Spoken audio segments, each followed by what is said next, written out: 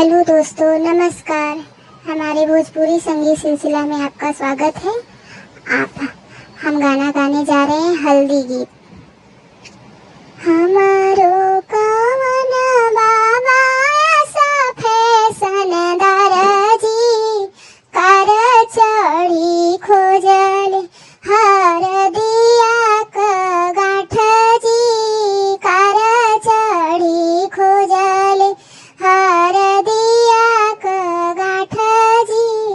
हमारो कवन मम्मिया सगुणवंती जी, रगड़ी रगड़ी पीसे हरदी के गाँठ जी, रगड़ी रगड़ी पीसे हरदी के गाँठ जी। हमारो कवन बेटिया ससु कुंवर जी, सहही न जानेले हर दिया क झर जी, सहही न जानेले हर दिया क झर जी।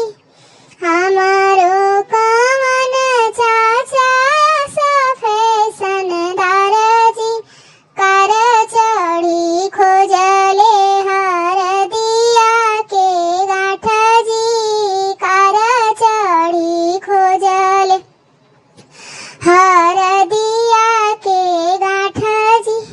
हमारो कवन चाचिया सगुणवंती जी, रगड़ी रगड़ी पीस हरदी क गाँठ जी, रगड़ी रगड़ी पीस हरदी क गाँठ जी।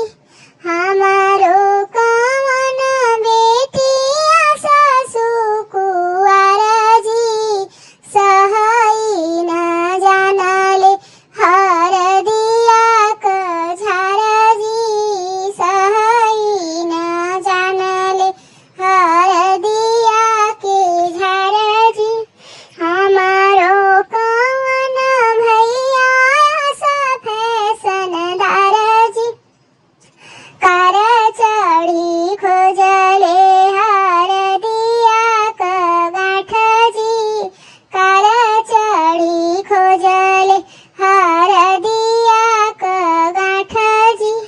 हमारो कवन भाभिया सगुणवंती जी, रगड़ी रगड़ी पीस हरदी क गाँठ जी, रगड़ी रगड़ी पीस हरदी क गाँठ जी।